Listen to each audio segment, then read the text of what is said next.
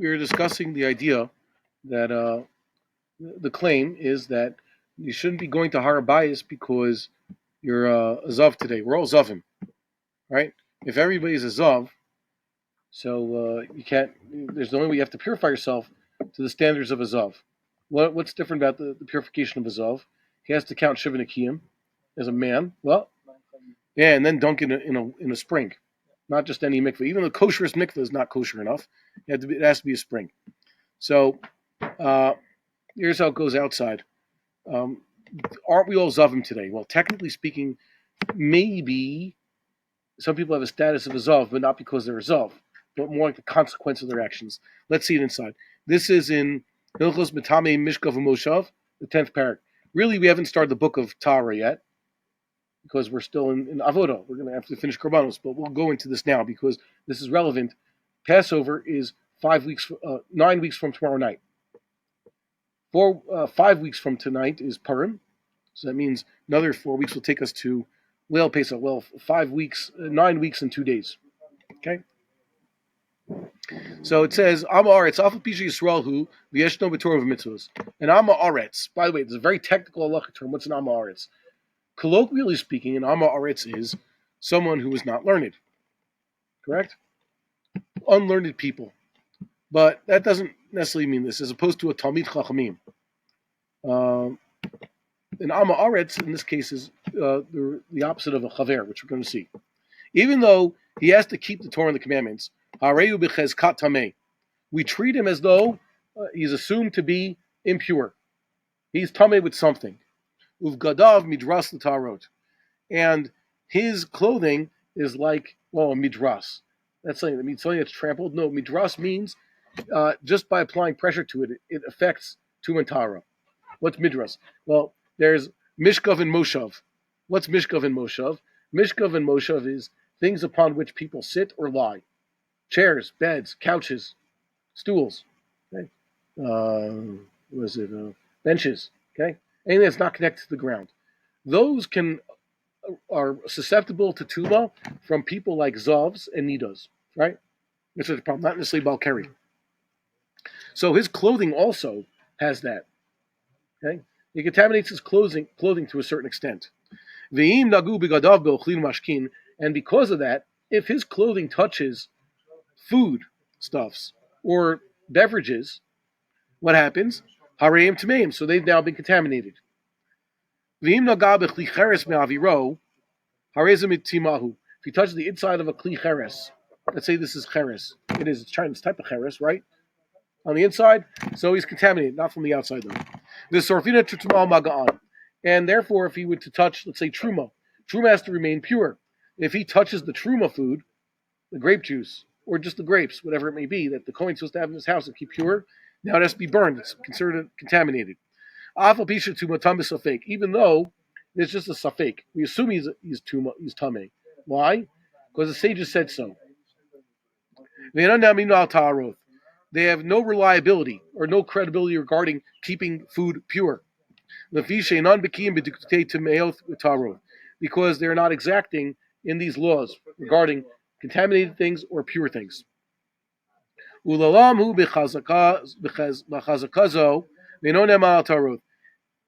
like this forever. It's all the time. Until he accepts upon himself to be a member. A member of what? The club of people who keep the laws of Tuma and Tara. And the Rambam continues,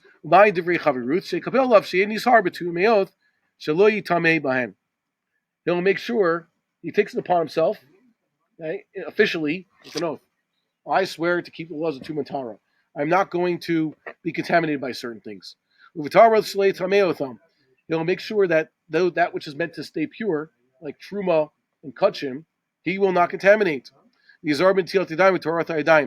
also make sure to keep the laws of the Tilas Yadayim, Torah Yadayim, that the sages instituted. Whenever we talk about the impurity specifically to hands, it's always a rabbinic institution. There's washing the hands, the Tilas Yadayim with a kli. Then there's actually dunking the hands in the mikveh, which is separate than dunking the body in a mikveh, right? Should we expect that there's also bechina on the halachot? No, he just does it. He has to realistically. He has to. They'll ask him questions. It's like, yeah, I'll keep the Tuma and Tara laws. Okay, what is a Zav? Okay, if he doesn't know that, what's Tumat Hesed? Like you're pushing things. If he can't answer basic questions, so how's he supposed to keep the halachas? People are keeping kashrus and Shabbos in their house because you ask them, you cook on Shabbos? No. What does that involve? It means putting something in a pot and turn on the fire. They don't have to mix the milk and meat, right? They'll never buy pork. They know to look for the kashrus stamps. A lot of Jews know what they're doing. Unfortunately, a lot of Jews don't know what they're doing. However, that people cared more about hygiene and food spoilage as much as they care about kashrus. I know someone, Rav Schechter's joke, they're very makpid to make sure fish and meat don't touch because of the danger, but they do all sorts of dangerous things, like real mamish dangerous things. People who smoke but are careful not to eat fish and meat are just, they don't know what they're doing. Okay. He wouldn't even take anything that's been moistened. That means anything that's susceptible to Tuma from an Amaretz. He'll not be a guest of an Amaretz. It means eat of his food. He won't even have the Amaretz over, as his guest, as long as he's wearing his own clothes. That is, Amaretz, if you want to come to my house, you first have to go to the mikvah and make sure I'll give you a set of clothing to wear, purified clothing. Okay, so the Rambam basically here is telling us something that most people don't study, but basically said anybody who's not a chaver is an Am Haaretz. Now, what does that mean? Who's a chaver today? Do you know of anybody who's gone in front of the Beis Din and said, I will do my best to keep the laws of Tuma and Tara in my house? Your most punctilious rabbis today, okay, they only keep the most kosherest kosher. 3 badatzes on their thing, and they won't eat anybody's meat, right? The Hasidim won't eat anything on Passover. Do they keep the laws of Tuma and Tara in their house? Do they kick their wife out every now and then to make sure she doesn't contaminate any of the furniture when she's in Nida? Do they do that? Do they make sure that they're always washing their hands and dunking their hands so they could potentially have truma or kachim in their house? No one. No one's a chaver today, right? He who is not a chaver is an am haaretz for this law. Meaning rola am haaretz. Okay? I am technically, according to this halacha, an am haaretz. I wish I actually could keep these halachas, but I don't think it's practical with family and all that. It says, Eishes chaver kechaver. If a guy is actually doing this right, he's a member of the club, then his wife is also learning from him and his family. Certainly his kids, even his slaves are like that. But nowadays it doesn't work. You're going to start telling your in-laws how to, you can't do this Tuma and Tara. How are you supposed to do that? Yeah, Rabbi, what? the Chaver's daughters go to the mikveh before they're married? Oh yeah, sure, all the time. Any farmer who's trying to do truma properly, his daughters, if they're helping out, they have to go to the mikveh all the time, the family mikveh, because you can't squeeze the grapes of the olives without going to mikveh. You'll contaminate them, right? That's why they find. How do you know there's Jewish agriculture here in Eretz Yisrael? What do they always find next to the wine press and the olive press? A mikveh, right? And kids used to help out with that thing. That's why we summer vacation. Kids have to help with the harvest, right? Everybody had to go to mikveh in the olden days. It's almost a joke to say that, no, we have to close our mikvahs to women, to young ladies. They have to be taught Tuma and Tara. That's part of the thing. A chaver teaches his daughters about mikvah before their bas mitzvah. Because once they're benos mitzvah, they have to start keeping the halachas, just like him. Says they knew a guy, they accepted the testimony of a young man who claimed to be a Kohen. Why? He recalls that he would come home from Cheder and they would dunk him in the mikvah before sundown so that he could eat truma supper with his family. Right? It's only half of the story. It's only Tuma de Rabbanan that's accepted. Okay, fine. Well, since Second Temple time, it's only truma de Rabbanan. And they wouldn't let him to Duchan and stuff like Okay, that. fine. But you understand, that's what they would teach kids to do. Okay? It's all truma de Rabbanan. And this whole din of being an Amaretz and your Zav is Rabbanan. How do I know it's on the level of Zav? That's halacha that's taken from Sharvos Tuma. Chamesh malos asu chacham bivkadim. 5 levels regarding people's clothing. Ve'eluhein big day ame aretz midras lo'ochlei chulehen v'tara. The clothing of an Am Haaretz, basically the clothing made out of real materials. I would believe that that clothing made from polyester doesn't have this problem because it's not makabel tuma. Anything woven and anything made of leather. By the way, you have to dunk your clothing in the mikveh. You want to purify your clothing from all different tuma. How are you going to dunk your fine woolen suit in the mikveh? Woolen suit is makabel tuma. But you can't dunk in the mikveh, that'll destroy it. So Jews are going to have to give up wearing nice woolen suits. Thank God, most of the clothing I wear on a regular basis can actually withstand mikveh, right? It's launderable.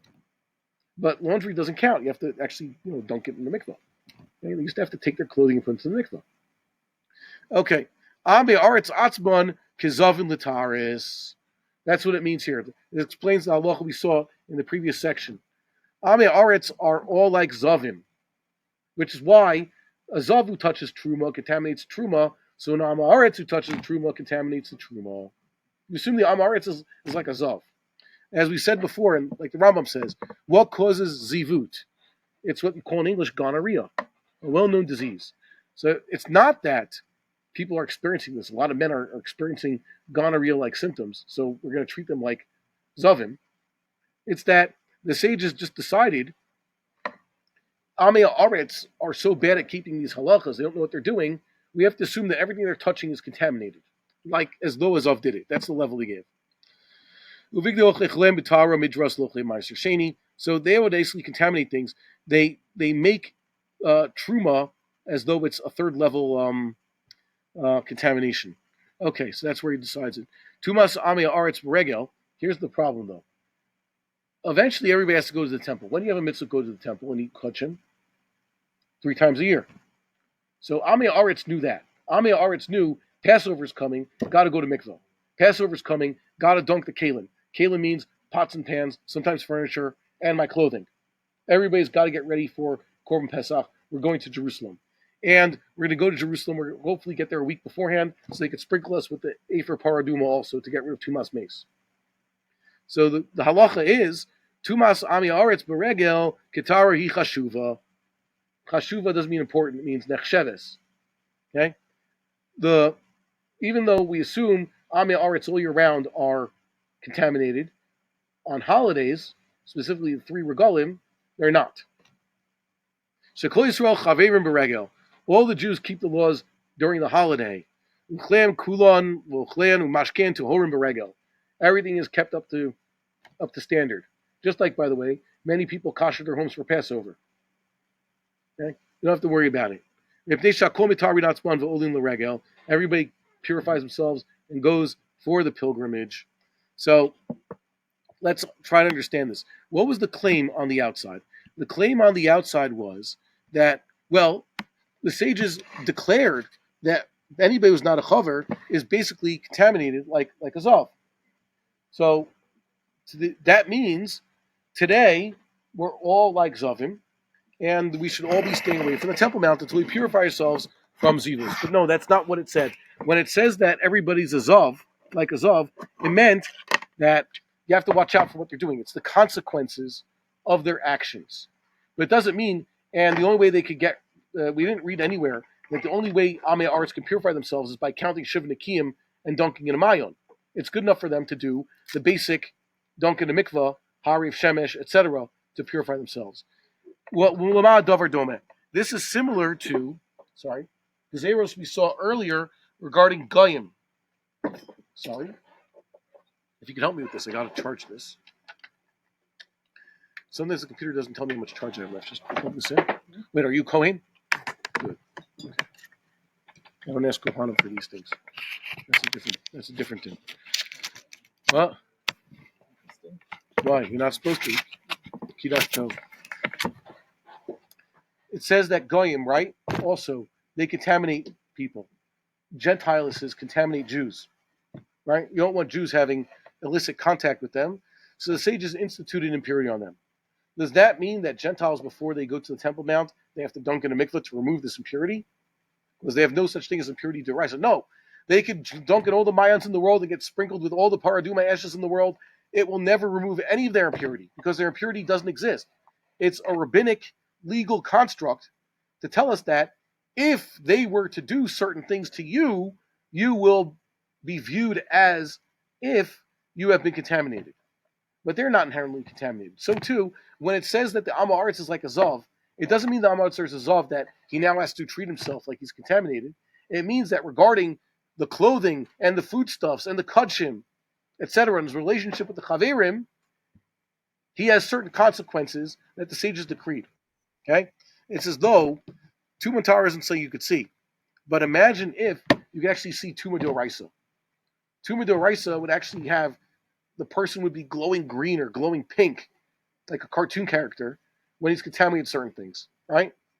Whereas a person who has the Tuma D'Rabbanan of that, let's say Tumas Meis D'Rabbanan, instead of glowing pink, he'd have a pink dot on his forehead, right? It's not the same thing that has the same effect, you know? So that's all it is. So, so too in this case. The halacha was never over Zavim and therefore stay off the Temple Mount. The halacha was, many of us have a din of a Zav in that if we are not careful, we will contaminate Kachim. Which, by the way, means, like the Rambam continues, when it comes time to do Korban Pesach, what do we assume most Jews are going to do right? All the Amei Haaretz, what are they going to do right? They're going to purify themselves so that they can do it right. So too, if you have a Jew, let's say he's an Am Haaretz. He really is an Am Haaretz. If he's specifically gone under rabbinic guidance and purified himself by immersing in the mikvah and removing his shoes and doing everything exactly to go to the Temple Mount, then he's actually keeping halacha. Beregel, he's trying to go on pilgrimage, and therefore we assume that if he's doing it right, he has intention to do it right, he is doing it right. Okay? We just assume that in his house, things are contaminated all year round, and that he shouldn't maybe be eating at the Kohen's house or at the Chacham's house, the Chaver's house, lest he contaminate things. But so the Chaver says, "Here, take off your clothes. Take this toga so you can come to our symposium on Leil Pesach." Right? Okay, that's that thing. There's another issue over here. I don't know if we have time now because we have to go somewhere. We're cutting it short this week. Do you want to join us?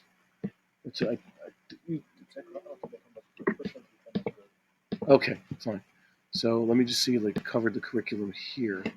You know what? This thing about the showering after the mikvah, let's just, we won't see it inside. We'll see it outside. Okay?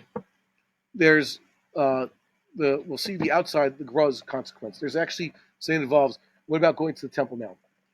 Here is an idea that's in Gemara Shabbos that we'll see in depth next week.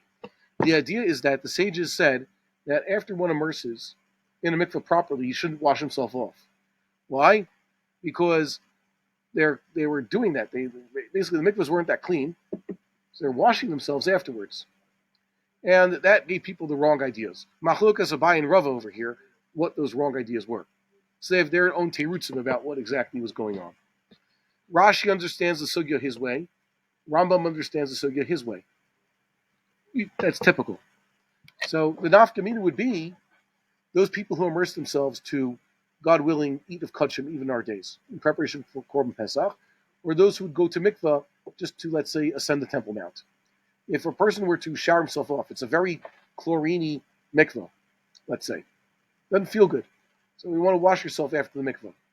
Will that make you recontaminated to the extent that you can't go on to Har Bayis? The answer is no. Thank God. However, is it the right thing to do? Not necessarily. We're going to discuss that afterwards. More importantly, this has to do with women.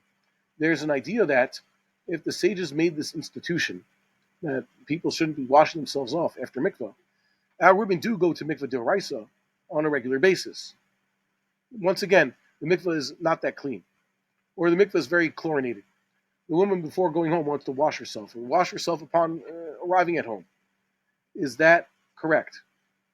So in the Yoredeya over here, this is the second to last source we have, the Ramah brings, Lachar tefillah b'mei mikvah ksherim, mei mikvah ksherim means kosher mikvah water, mutar likanes lemerchatz kedei shetichamei matzma. The woman could go to the bathhouse. Why would she go to the bathhouse? Well, bathhouse is nice and hot. Okay? She could warm up. The mikvahs, for most of history, were what? Cold. They weren't warmed. How do you warm a mikvah? Right? Boil water and put it into the mikvah. That's ma'im shuvim. So going to mikvah was a real Mesiris Nefesh, especially if you have to go in a natural body of water. There are places where they broke holes in the ice in the lake so the woman could dunk in the mikveh, right? It's a good way to get yourself maybe killed, but apparently they just said Rabbi Goldbergen, who's down there in Boca Raton this week, said, celebrating his 20 years in the rabbinate, he takes an ice bath every day. Okay, really? Wow. No hypothermia, I guess. Good for him. Rabbi Riskin also goes to the pool every day, but he goes to exercise. So let's say here that she could go in there to warm up, but not to clean herself off. Some say she can't go. They prohibit her to go and bathe herself, bathe off the mikvah water. Okay, that's in Yoredea Reish Aleph. The Vilna Gaon rejects this. Why does the Vilna Gaon reject this? Let's read. The thing that has to do Kutcher we'll read next week. He says it's Parakam and Shabbos. So on Shabbos 14a is the sugya, where you have above Rosh Rubo, this one of Gezeros, right? One of the 18 Gezeros. So Lo El Mitarin Ella V'chule. People used to have this idea that the washing off after the mikvah somehow is what purifies. Machlokas Abai and Rav, how in conjunction with the mikvah or not the mikvah? This specifically. Mashin Kain La Zia. So if you just go to the bathhouse for a schwitz, that's what lazia means in Yiddish. So you're going to warm up. They already disagree with him, whoever was the one who originally gave this position to Mordechai. Okay? The Gzera de Sham Eino Elu L'Truma, She'e Tamei L'Truma, Midivri Sofrim. When it said a person who washes up after the mikvah is Tamei, it means that he is going to be able to contaminate Truma.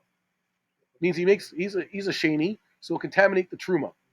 So the truma will be like now a shlishi. Okay, that passes it. Well, either way, that's what it is. It's next level. So and that's it. Okay, that's where it stops. But the truma itself is puzzle. Okay, so that's what it means. Midivri sofrim. Okay, aval tvilaso also lo off the truma. Technically speaking, ikar adin.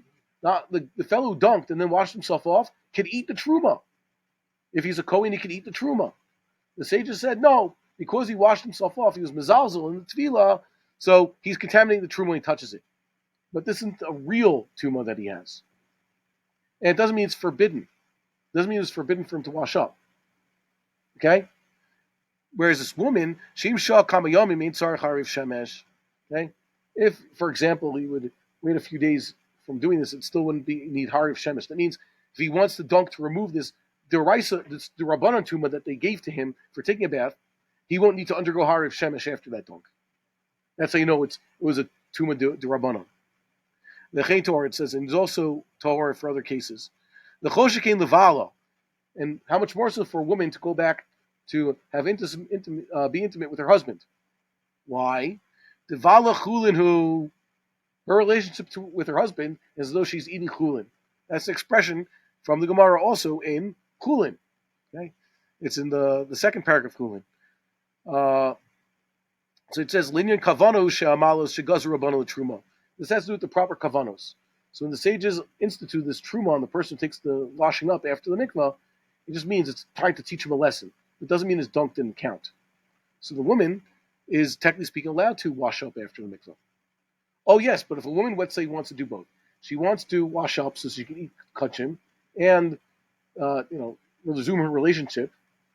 So technically speaking, she should not wash herself off because she wants to eat the kachim. By the way, she should eat the kachim first or the truma first because the relations will then make it that she can't do so. Okay, fine. So there you go. The Vilna Gaon rejects this halacha.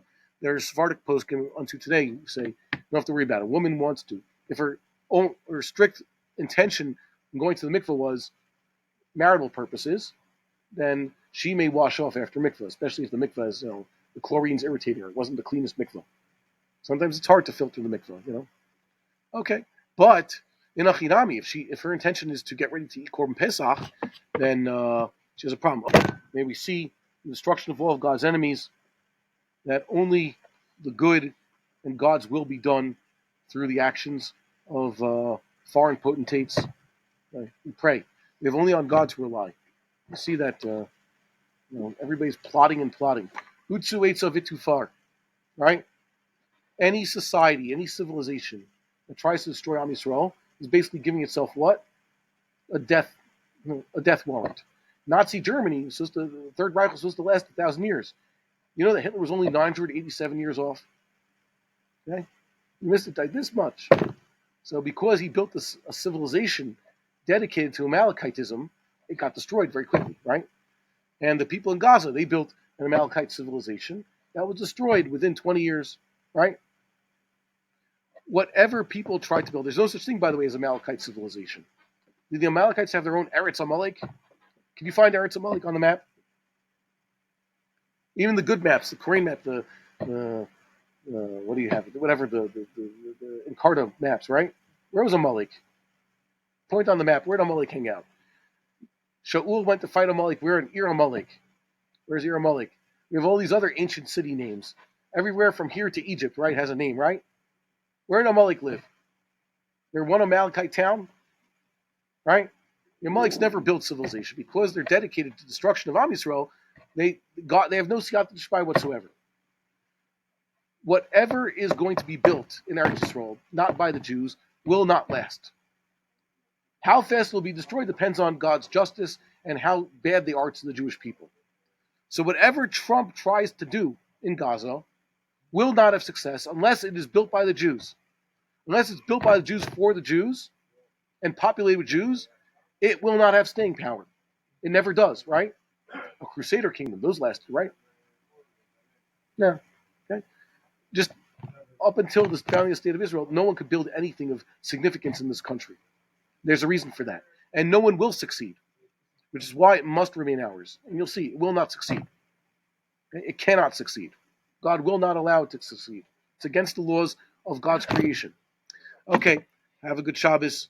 Shalom v'nitzachon. Gerush has taken on new meaning, speedily in our days.